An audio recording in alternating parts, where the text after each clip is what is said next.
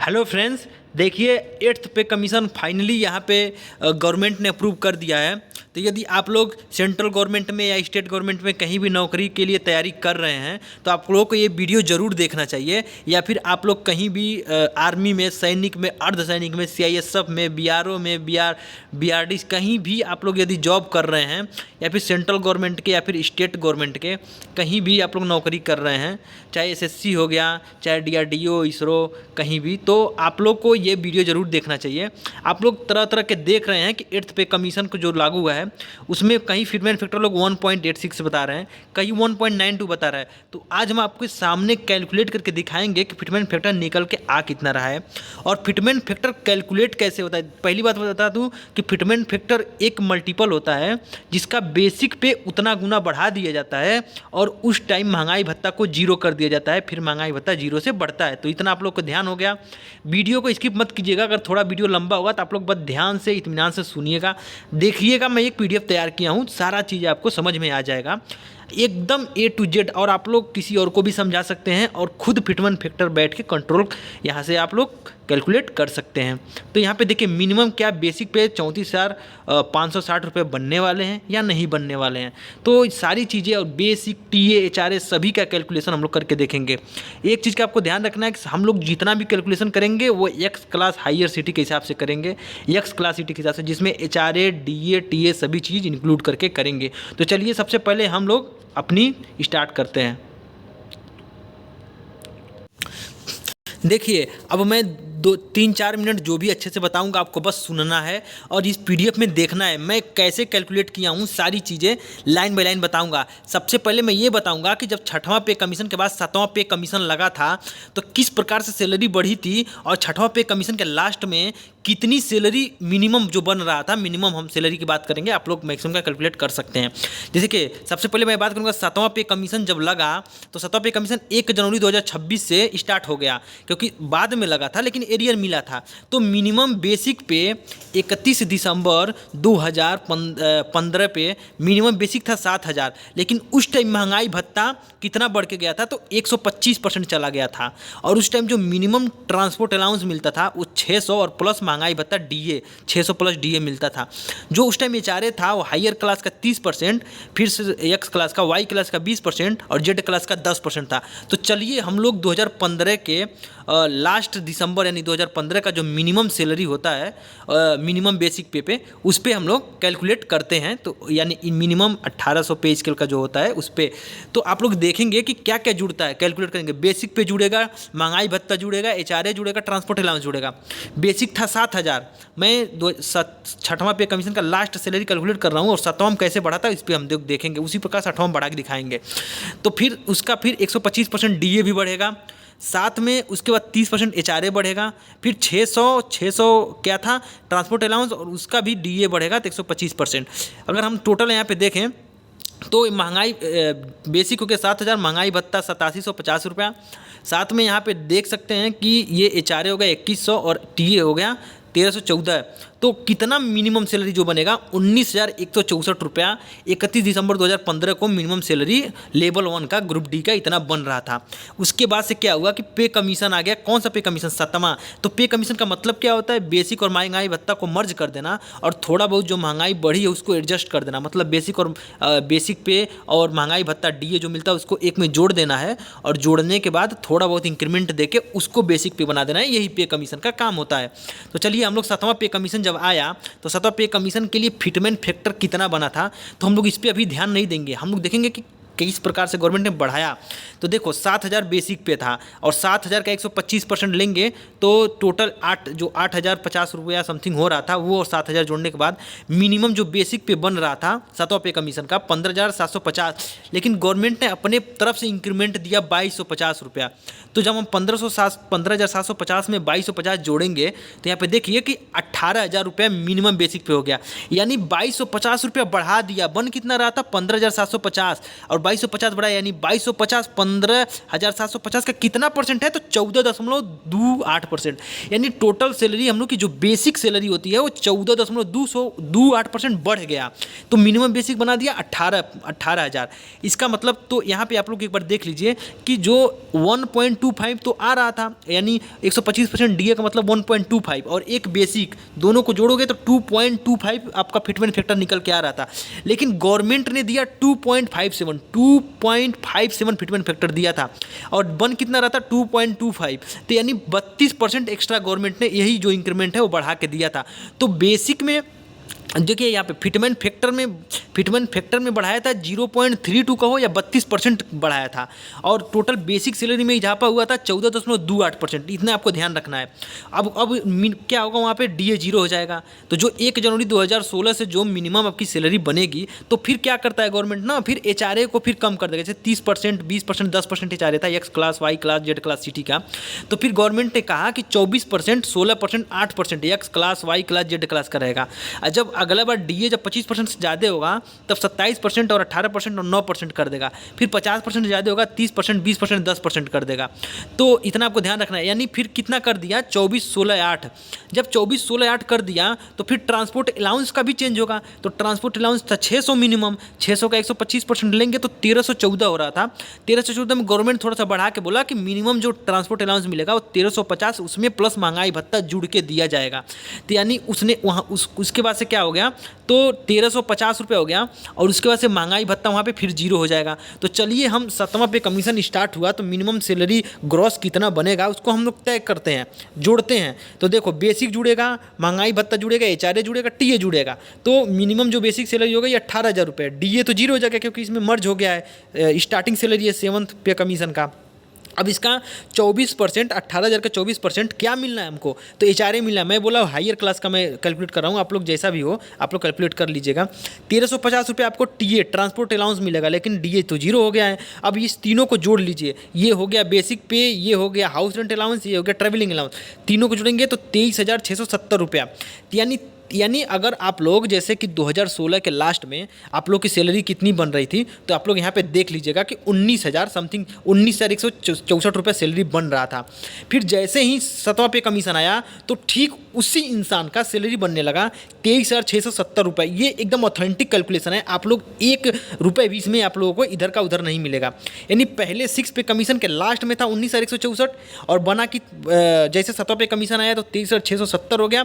यानी 4506 रुपये सैलरी बढ़ गया अचानक से।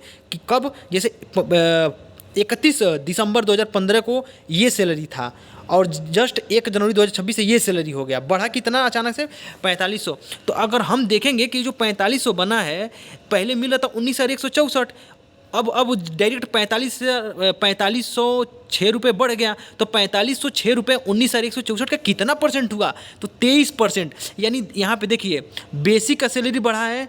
जैसे आप लोग इतना मैथ में थोड़ा सा आप लोग ध्यान देंगे, मैथ के बारे में आप लोग थोड़ा सा ध्यान दीजिएगा कि जो बेसिक का सैलरी बढ़ा है वो 14.2% बढ़ा है, और जो ग्रॉस में सैलरी बढ़ा है, ग्रॉस का सैलरी 23.5% बढ़ा है। तो आप लोग इतना ध्यान रख के चलिएगा कैसे कैलकुलेट हो रहा है। अब हम इसी आधार पे हम लोग कैलकुलेट करेंगे 8वां पे कमीशन का कैलकुलेट करेंगे। आप लोग पक्का इस पे ध्यान दीजिएगा। तो देखिए 31 दिसंबर 2025 तक आपको पता है महंगाई भत्ता 60% पहुंच जाना है, क्योंकि अभी क्या है 53% है। 2 बार महंगाई भत्ता बढ़ेगा, 3% बढ़ेगा तो 6% हो जाएगा, तो 59 हो जाएगा। एक बार 4% अगर बढ़ गया तो 6 मतलब 60 हम मान के चल रहे हैं। तो 60 मान के चल रहे हैं, यानी 60% तो ये हो गया, और इसमें एक बेसिक जुड़ेगा, यानी 160% हाइक होना है। तो इसका मतलब 101.6 क्या हो रहा है कि बेसिक और डीए का मर जा रहा है। अगर हम मान रहे कि पिछले बार गवर्नमेंट ने 32% का हाइक दिया था, तो इस बार भी 32% का हाइक दे तो 1.6 में 1.6 मतलब 160%। 160 में अगर 32 जोड़ेंगे तो 192% होगा, और 192% मतलब 1.92, और 1.92 का फिटमेंट फैक्टर गवर्नमेंट अगर देगा तो जो मिनिमम बेसिक सैलरी होगा उसको कैसे कैलकुलेट करेंगे, तो ऐसे कैलकुलेट करेंगे 18,000 जो मिनिमम बेसिक है अभी, उसको गुड़े 1.92 कर देंगे तो कितना आ जाएगा 34,560 रुपये। ये मिनिमम बेसिक पे होगा। कब, जब गवर्नमेंट 1.92 देगा तब। पिछली बार 32% जो बढ़ाया था उसके आधार पर मैं कैलकुलेट कर रहा हूँ। तो फिर ट्रांसपोर्ट अलाउंस क्या हो जाएगा, ट्रांसपोर्ट अलाउंस 1350 था तो 60% डीए भी बढ़ा है, तो अब मिनिमम जो ट्रांसपोर्ट अलाउंस होगा वो 2160 रुपया हो जाएगा। अब एचआरए फिर क्या कर देगा, अभी एचआरए कितना है 30%, 20%, 10%, फिर गवर्नमेंट क्या कर देगा, फिर एचआरए कम कर देगा, कहेगा एचआरए कितना हो जाएगा 24%, 16%, 8%, और फिर गवर्नमेंट ये कहेगा कि जब 25% से अधिक डीए होगा तब 27%, फिर से 18% और 9% हो जाएगा। फिर गवर्नमेंट कहेगा 50% अधिक जब डीए हो जाएगा 8वां पे कमीशन में तो फिर कहेगा 30, 20, 10 हो जाएगा। तो यानी याद रखिएगा जैसे 8 पे कमीशन आता है तो आपका जो भी एचआरए होगा फिर 24, 16, 8 पे आ जाएगा। X class, Y class, Z class, city के हिसाब से ये बढ़ता है। तो हम कैलकुलेट करेंगे कि जो मिनिमम बेसिक पे सैलरी 7th पे का जो मिनिमम बेसिक पे था वो लास्ट में कितना बन रहा था। तो देखो आप 60% डीए हो गया, यानी हम कैलकुलेट कर रहे हैं कि 31 दिसंबर 2025 में कि 18,000 बेसिक हो गया, 60% डीए जुड़ेगा इसमें, 1350 क्या है मिनिमम आपको ट्रांसपोर्ट अलाउंस मिलेगा, उसका भी 1.6 यानी 60% जुड़ेगा। फिर आपका यहाँ पे 1.3 मैंने किस लिए किया है कि 30% हमने एचआरए लिया है, तो इसलिए 18,000 का 1.3 कर देंगे। तो आप लोग यहाँ पे देख लीजिएगा टोटल हम जब इसका मान निकाल के लेके आएंगे तो यहाँ पे देख लीजिएगा कि 36,360 रुपया।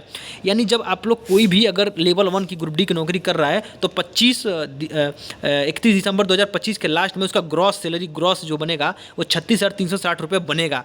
और जैसे ही 8th पे कमीशन आया तो 8th पे कमीशन में क्या करेगा, याद रखिएगा बेसिक और डीए को मर्ज कर देगा। तो अगर बेसिक और डीए को मर्ज करने का मतलब 1.92 करना, और 1.92 करने का मतलब फिटमेन फैक्टर 1.92 तय करना 32% इजाफा देके, तो मिनिमम सैलरी आएगा 34,560 रुपये। तो देखो आप 34,560 रुपये बेसिक हो गया।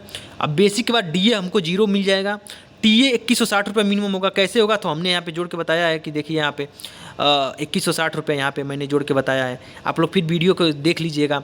फिर अब उसका एचआरए कितना मिलेगा, फिर एचआरए आपका हो जाएगा 24%, इतना ध्यान दीजिएगा।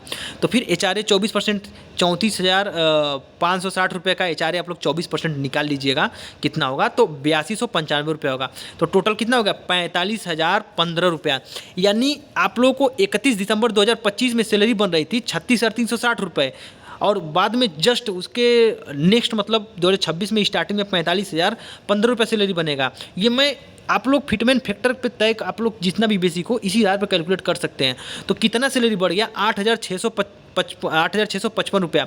तो 8,655 रुपया बढ़ गया, पहले कितना था तो पहले 36,360 रुपया था। तो कितना परसेंट बढ़ा, तो कितना परसेंट, तो आप लोग देखेंगे 19.22% सैलरी बढ़ गया। अगर गवर्नमेंट 1.92 फिटमेन फैक्टर दिया तो जो ग्रॉस सैलरी है वो आपका 19.22% बढ़ जाएगा, इतना ध्यान दीजिएगा। ये आपको हो गया। अब हम लोग दूसरा इंजप्शन लेके चलेंगे, दूसरा कि गवर्नमेंट ने 32% न बढ़ा के बोला है कि पिछले बार मैंने 14.2% का बेसिक में इजाफा किया है, तो अगर इस बार भी 14.2% का बेसिक में इजाफा करें तो आप लोग देख लीजिएगा यहाँ पे बेसिक में। तो अगर हम बेसिक का कितना 18,000 उसमें 60% एचआरए क्या बोलते हैं महंगाई भत्ता डीए जोड़ने पे कितना होगा 28,800 रुपये होगा। और इसमें जैसे पिछले बार 2,550 रुपया क्या किया था कि 14.2% का इजाफा किया था, इस बार भी 14.2% का इजाफा करें तब भी 32,895 रुपये बेसिक पे बन जाएगा मिनिमम का।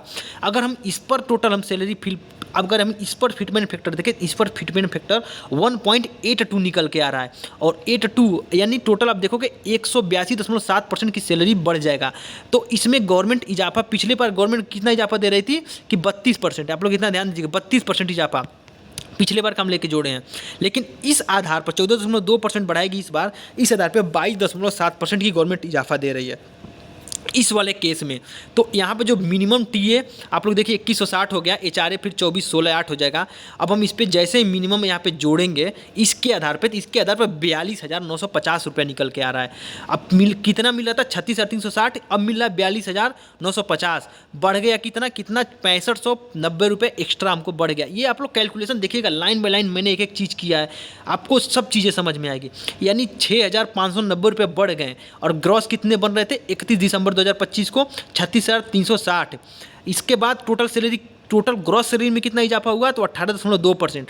तो आप लोग को यही ध्यान देना है कि हमने 2 इंजम्पशन लेके चला है। आपको पता है कि 1.92 मतलब अगर गवर्नमेंट रूल के हिसाब से अपने हिसाब से फिटमेंट फैक्टर तय करे तो 1.92 या फिर गवर्नमेंट बहुत मेहरबान हुई तो 2 फिटमेंट फैक्टर दे सकती है, क्योंकि अब इससे ज़्यादा फिटमेंट फैक्टर नहीं देगी। आप लोगों को पता है कि ये गवर्नमेंट मुश्किल से महंगाई भत्ता 3% बढ़ा रही है, तो आपको पता है फिटमेंट फैक्टर में इतना इजाफा नहीं करने वाली है। आपको मैं रियल कैलकुलेशन करके सामने दिखाया हूँ कैसे कैलकुलेशन आपको होता है। सबसे पहले गवर्नमेंट ने 14.2% बेसिक में बढ़ाया था, लेकिन ग्रॉस जो सैलरी था 7th CPC में वो 23.5% बढ़ गया। और यदि हम 8th CPC में 14.2% का अगर हम इजाफा करते हैं तो हमारी टोटल सैलरी जो इजाफा होता है वो 18.2% का इजाफा होता है। और यदि हम लोग 32% जो वो इजाफा किया है फिटमेंट फैक्टर में, वो अगर हम लोग इजाफा करते हैं तो हम लोग की टोटल सैलरी 22% के हिसाब से इजाफा हो जाता है 19.9। यानी ये PDF आप लोग देख लीजिएगा लाइन बाय लाइन, तो आपको समझ में आ गया होगा कि फिटमेंट फैक्टर क्या रहने वाला है। आप लोग कितना होशियार हैं कि ये कैलकुलेशन देख के फिर आप लोग ये वीडियो एक बार और देख लीजिएगा, थोड़ा सा स्किप मत कीजिएगा वीडियो को, 1.25 में समझ लीजिएगा कैसे मैंने फिटमेंट फैक्टर बनाया है। सबसे पहले मैंने 6 CPC 6वां पे कमीशन का लास्ट सैलरी कितना मिल रहा था मिनिमम सैलरी वो कैलकुलेट किया है। फिर जस्ट 7वां पे कमीशन लगा तो स्टार्टिंग सैलरी कैलकुलेट करके दोनों में कंपेयर करके दिखाया किस हिसाब से बढ़ा है। फिर 7वां पे कमीशन का लास्ट सैलरी मैंने कैलकुलेट किया और उसके आधार पर मैंने बताया है कि स्टार्टिंग 8वां पे कमीशन जब लागू होगा तो कितना सैलरी होगा। तो आप लोग चैनल को सब्सक्राइब करके आप लोग शेयर कर दीजिए किसी को भी अगर इसके बारे में जानना है कैसे फिटमेंट फैक्टर बनता है तो। और अगर टेक्निकल जॉब की या फिर कोई भी जॉब का गवर्नमेंट जॉब की तैयारी करते हैं आप लोग तो ज़रूर चैनल से जुड़ जाइए, या फिर आप लोग के संपर्क में कोई तैयारी करता है तो उसको ज़रूर शेयर कर दीजिए। चैनल पे सब्सक्राइब कर दीजिए। मिलते हैं नेक्स्ट वीडियो में, बाय बाय।